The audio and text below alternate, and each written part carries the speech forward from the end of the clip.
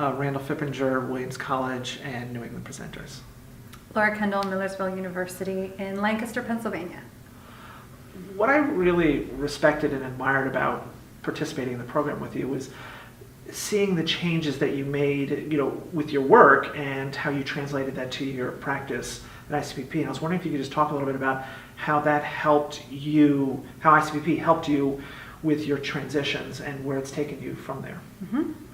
So I started at a position in Cleveland, Ohio, working for a community college, and my whole career has been based in university presenting. I was fortunate enough to work under Charles Bethea, who very much believed in commissioning work, supporting artists. So that was the framework in which I worked.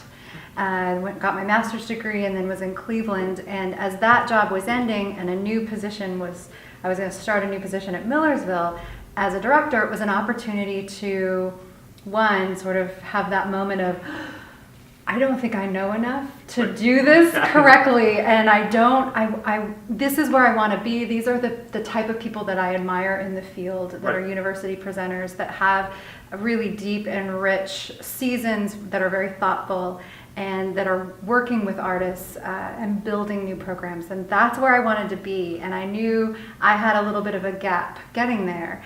And I knew Pam Taji from the Creative Campus work, and she's the director of this program, and mentioned it to me. And then I listened in on some of the forums for it and went, okay, this is a great program for me. It's something that I think will bridge my knowledge gap around what curation means, what a curatorial practice looks like, and how on the many hats that we wear as presenters as part of a university, how can I have the tools to be able to really dig in and practice the work, be able to do the research when I need to. So that's what I was looking for. And so you're right, it was a big transition, but it came at the perfect time, and it was an invaluable experience.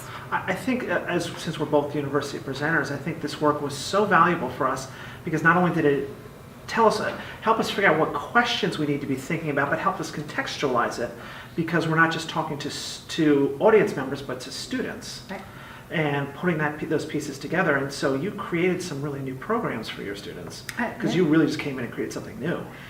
Yeah, I did, absolutely. It was a whole new program, and I think one of the projects that I had in ICPP was to, we each had a project to do, and mine was really to take the curatorial practice that we were learning how to do and to translate that to a student, give that over to a student. So I created what was called an open space project, where students were able to curate their own, they could take over a performance space, and they did. And so it was an interesting pilot.